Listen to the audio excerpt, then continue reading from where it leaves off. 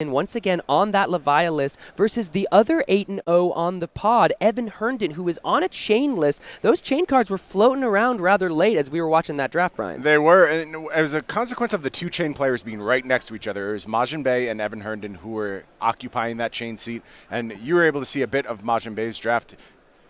Medium-ish, I would say. Not a bad draft, but not an absolutely explosive chain deck. And I think that's because Evan may have actually been the one to have been hooked up here. Meanwhile, Michael Hamilton beautifully navigated his draft, spent the 4 picks completely open, just taking whatever came to him. Took a Gallantry Gold. He had a Herald very early on. Just a nice job of saying, I will take what comes to me. And only after about pick 4, pick 5 finally settled into this Leviah role where we see him now. Absolutely. So the consuming aftermath there going to be the first play for Michael Hamilton. Elected not to banish a card, want to keep a card for your arsenal there, also not start the blood debt clock. The option there was to give it the dominate. It's the turn 0. You can maybe find a little way to push some damage, but wanted to keep the banish zone empty, keep a card for our arsenal. For Evan here, we're going to start his turn with a Soul Shackle activation on the chain. So our next Runeblade attack, going to go ahead and have go again. Minnowism being pitched to bring in a Vexing Malice, and in a format with not a lot of reliable sources of arcane prevention, this is one of the most powerful plays you can make in this limited format. Absolutely. Critically, a blue Minnowism being pitched as well. That's something every chain wants in their deck, and he probably, if things went correctly for Evan, be able to use that in the future with the help of Belittle to go ahead and power up a future turn. But this is how I love playing my early turns with Chain. Nice and steady, get that arcane damage and get that guaranteed damage, and as Michael Hamilton's life total creeps lower and lower, you can set up to that massive Soul Shackle turn at the end of the game. Got a Piercing Shadow Vice coming in because arcane damage has been dealt from that Vexing Malice. Going to get +2 coming up to 6. So got a lot of cards heading to the graveyard there for Michael Hamilton. If I'm not mistaken, those are 3 6s. Now it's time for a Ravenous Meat Axe. Let's see what the top card is. Do we get another 6 to go along with its friends? It's going to be a blue Boneyard Marauder, I'm pretty sure. A Deadwood Rumbler, so that is going to have that 6 power. No, just short of does hit the 6 power threshold very critically. One of the few blues you could possibly hit that threshold with. So a nice hit for Michael Hamilton. And as you mentioned, not only fueling up that Ravenous Meat Axe, but getting that graveyard ready to go. And that's what you want to do in these early turns as Leviah. Play some defense, trade a little bit, look to leverage your weapon, and go ahead and get that graveyard stocked up. So when you go ahead and find that run of Dread Screamers, you can just fire off, get a bunch of damage out there, and not worry about blood debt coming for you. Got a Banish off the Soul Shackle. I do believe that is a Seeds of Agony, so that's absolutely going to be playable at the top of the turn there for Evan on chain. We're just going to go ahead and potentially rip that off to start the turn here. Yes, that yellow Seeds of Agony going to go head onto the combat chain and allow some arcane damage to join whatever comes next. Time for a chain activation here. Going to head that onto the stack, give something go again. Seems like there's a lot of arcane damage in this build. This is how I love to play my chain decks. This is exactly what I want to do. Arcane Crackle. Use that to fuel those potentially buffed attacks that you may have. Seeds of Agony, a perfect 1 Soul Shackle hit. Just a nice freebie there. Going to power up this turn even more. And again, that unpreventable damage heading Michael Hamilton's way. Like I said, Michael Hamilton, happy to defend in these early turns. You can't defend against arcane damage, though. And you see even more Arcanic Crackles being pitched to the bottom. Rip Through Reality, the follow-up. So just a perfect start here from Evan. And so far, what's looking like a well-drafted chain deck. Absolutely. This Rip Through Reality, again, arcane damage having been dealt on the turn, so will have the go again turned on. Michael Hamilton having to commit another card to the block. Blue Dread Screamer joining the combat chain. Time for a Galaxy Black. And because we played something from the Banish Zone, going to go ahead and get +2 power. We don't want to take any more damage with the Galaxy Black. Going to be blocked by another. Now, that's a red Dread Screamer headed to the graveyard. That's a premium card on offense. But Michael Hamilton maybe identifying how much arcane damage is coming his way, ready to block the physical when he can. A beautiful chain set up there by Evan, getting nice and wide. And I wonder if Hamilton thinks he has to play a fatigue game. He may already be setting up for that. You see these Ravenous Meat Axe attacks coming in, a lot of defense being put forth. Now, a fine strategy against Chain, trying to fatigue them. Where I often fail at doing so is when their deck is predicated on arcane damage. Thus far, Evan looking to have a very arcane-heavy build. Could be trouble for Michael Hamilton down the road. And I think that's why you're seeing him be so defensive this early on, because he knows if there is that much arcane damage, and Michael Hamilton is tracking the picks throughout the draft. He knows how many cards capable of doing arcane damage he has passed. He's got to protect that life total early on while he still has the opportunity to. Otherwise, one of these Crackles is just going to kill him. Absolutely. Evan sitting at 15 to Michael Hamilton's 16 players sitting at even life totals, most just about. Both players at 8-0 here. Day 2 of the National Championships saw a rip through reality head to the Banish Zone from that Soul Shackle activation. So now it's time. There's that belittle you were talking about. We got a bounding Demigon to reveal to it. Let's go get that blue Minimism, or maybe a red if there's one in the deck. Is this CC from a year ago? Like I'm trying to understand. This is like a beautiful draft here from Evan, all the pieces coming together. Classic chain cards combining to go ahead and make both a wide combat chain and just a absolute bevy of resources that he'll be able to use to fuel this turn however he chooses. Yeah, and went ahead and, like we were wondering about, there is that red Minnowism that we grabbed from the deck if we are the chain player here. So that's not really as many resources as we need to worry about, as it is 3 points of damage and a non-attack action that can matter for cards like the Bounding Demigon and other Runeblade shenanigans that require those non-attacks, Riftbind, cards like such. 2 damage, though, that Michael Hamilton has to deal with here. It's a delicate dance to put together a chain deck. You want to have the right mix of attack actions, non-attack actions, cards with blood debt, cards able to be played from the Banish Zone, arcane damage. You have to put it all together so perfectly. Thus far, Evan's early turns looking very, very good at doing so. It is going to be a Bounding Demigon pumped up by that red Minnowism. I'm so glad to have you in the booth with me, Sam, because, again, I'm very old. It's very hard for me to function as a human being, and you're able to spot those red Minnowisms versus blue Minnowisms like that. To me, they're just smudgy blurs on the screen. Yeah, well, we do what we can when we must. This is going to be an attack for 6. It's going to have go again off that chain activation, so we've still got 2 floating. We haven't dealt any arcane damage yet on the turn, so that Rip Through Reality won't have the go again, but will be able to be played from the Banish Zone unless you need to do the arcane first. But we do have 6 damage before anything else that does need to be dealt with. Michael Hamilton sitting at the 14. He's looking like he's going to get ready to shore up a block here. Going to go ahead and donate an Unworldly Bellow. Going to take 3 points of damage, heading on down to 11. Yeah, that Rip is ready to go. Could potentially be a chain closer. And with Evan here. With a Warmonger's Recital, that's going to pump up the nest attack by Not 3. bad, and we've got a Ghostly Visit red. This is 7 damage, but also if it hits, it's going to head to the bottom of the deck. And in a deck that is liable to fatigue, any cards you can return to the bottom of your deck, you can recur. Incredibly important in a format like this. It's even better than that, Sam, because this is a card with blood debt, and when you get to that critical last turn where you have a host of Soul Shackles, you just dump your entire deck into your Banish Zone, you now know that Ghostly Visit is ready to go. One of the best cards to creating an efficient last turn you can possibly have set up on the bottom of your deck. So this is a real threat to Michael Hamilton, and I think Hamilton debating an overblock here. Typically, you would soak up probably 6 of this damage, put 2 cards in front of it, and then just content yourself with something like an Axe activation. In this case, though, a lot of threat coming from this card, but it looks like Hamilton may be prioritizing keeping 2 cards. The next go-around, it is just going to go ahead and be a block for 2. Wow. 5 damage headed Michael Hamilton's way, and that 6 life total, pretty precarious. If Hamilton's going to go ahead and get aggressive in this matchup, he's got to do it soon. You see that stocked graveyard ready to go.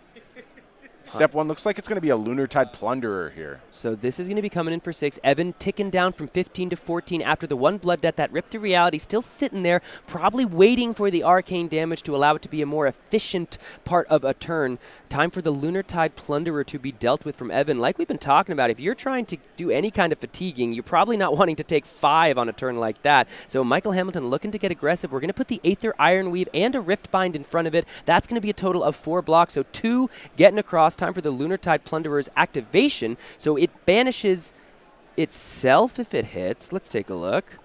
Lunar Tide Plunderer getting to banish a card probably from a graveyard. No, from a soul. From a soul is the banish here, so not a whole lot that this Plunder is going to be able to accomplish.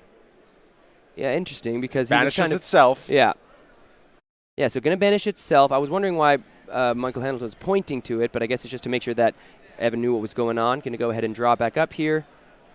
Aether Ironweave getting that -1 defense counter. Time to go ahead and resolve those 3 Soul Shackles. We hit a Bounding Demigon, and we hit a Rifted Torment. So another card that works well with arcane damage. Loaded up, man. A lot of options here for Evan Herndon. Again, has to decide how to balance this turn. Are we trying to go ahead and rip from the graveyard? And I see a little bit of awkwardness potentially for Evan here. It looks like both Belittle and Minnowism in hand. So I'm not sure that he's going to be able to combine those cards as effectively as he might want. I don't know if it's the blue Minnowism from earlier. Going to go ahead and take a look. Evan sitting at 12 life. Michael Hamilton took all that damage to head down to 6. We know there's arcane damage that we've seen so far in this chain list. Going to have to wait and see how much more Evan has stored up ready for Michael. If Michael wants to get aggressive, though, it's going to take a lot of damage. Evan's sitting at a pretty comfortable 12, and with a lot of cards left in that banish zone that he is able to play, going to be able to put a lot of aggression on the form on the turns as well. Yeah, really interesting. A lot of how strong this turn is for Evan depends on the context of the deck right now. What is left for him to potentially find? What is the color of that card in hand? Is this belittle even potentially active?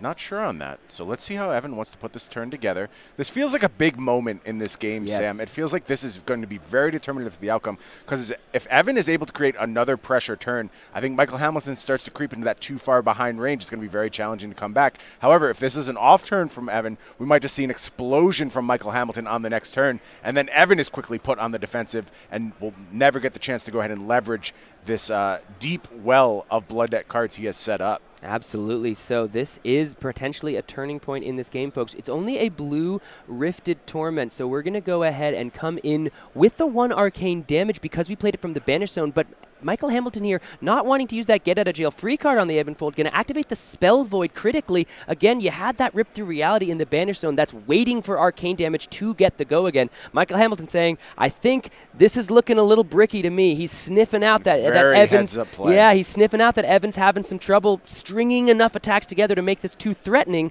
So using that Spell Void and potentially getting ready to go off himself with 5 cards. Yeah, I think there is still a decent turn here for Evan no matter what. He's going to get some offensive output. He's probably going to threaten lethal. It's not the end of the world type hand, but there's going to be potentially some blood debt damage taken, which could matter if Michael Hamilton chooses to go aggressive. I think you just often are captivated by the ceiling of your potential turns in chain, and I don't think we're going to hit this go around. Yeah, this is just going to be a Galaxy Black, so going to get that little bit of buff coming in 4-3. This one will take a card from Michael Hamilton. Don't want to take any arcane damage and die, so the Soul Harvest being committed to the cause. Going to block for that 3 damage, and Evan taking 2, going down to 10 off of that Blood Debt. That's something that we have to track as well. Those Blood Debt cards, when you don't play them, they start to get a little painful. Evan also accepting some inefficiency in that turn. Could have built a more aggressive, slightly more aggressive turn at the cost of maybe not having an arsenal in the next go-around, having less resources for this turn. And now, if you're Michael Hamilton, it's very clear what you have to do on this turn. You have to punish Evan. You cannot let him get away with that. You have to demand at least 1 card from hand, and this is exactly the start you want to have if you're trying to accomplish that as Michael Hamilton. Dread Screamer going to be the play. Now, so you have to imagine Michael Hamilton hoping to threaten lethal here, take some cards out of Evan's hand so that he doesn't just die to any arcane damage on his turn next. So this is going to be a Dread Screamer. That's a miss. Oh, that's a miss. And the Consuming Aftermath, one of the first play of this game that headed to the graveyard there. Now, to be fair, no Blood Debt cards in the Banish Zone yet. True. So it was a safe pull.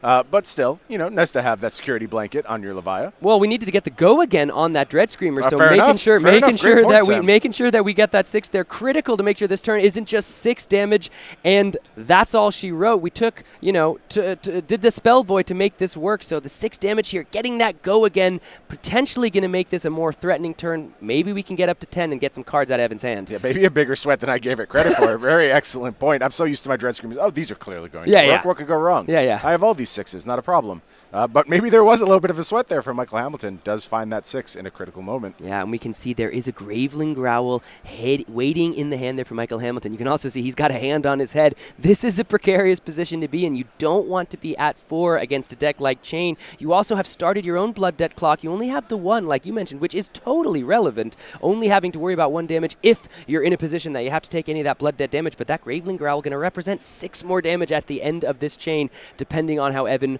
wants to block from here.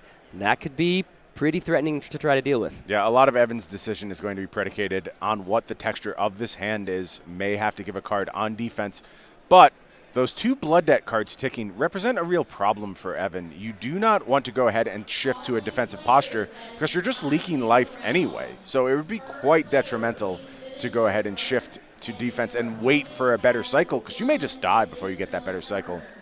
Absolutely, yeah. They're going to check on this Hooves of the Shadow Beast here. Michael Hamilton, after the banish, had the opportunity to grab an action point because that Consuming Aftermath, because we hit the 6. The Hooves of the Shadow Beast was online. It looks as though they're deciding or discussing whether the trigger was missed or whether Michael Hamilton was still kind of in the priority window where he could say, I would like that action point, please. Feels like in this instance not all that much has gone on past that point. It does seem like the Hooves of the Shadow Beast should be able to gain that action point. And I have to say, that's quite a scary proposition. You do not want to face 3 attacks on this turn, and it looks like Hamilton is going to reach for that Hooves.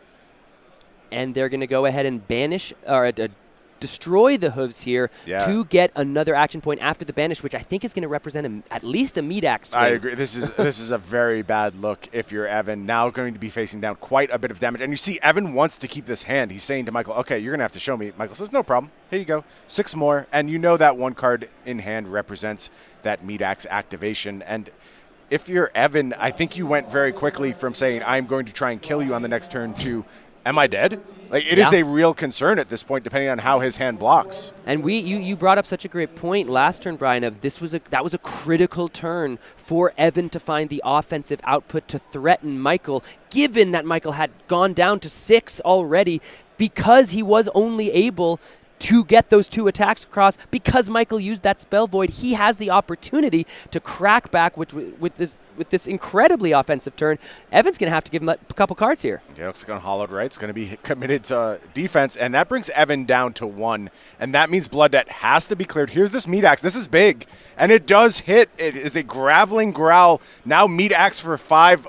Both cards go in front, and Evan has to clear all the Blood Debt. Not only of those 2 cards, any cards hit here, or he will die. So let's see. We've got a Soul Reaping. It looks like those were all misses. So yeah, that's going to be the gonna game. Get the fist bump. There is no way to clear all of that Blood Debt. Evan dying to the Blood Debt damage there. Michael Hamilton in a way that we were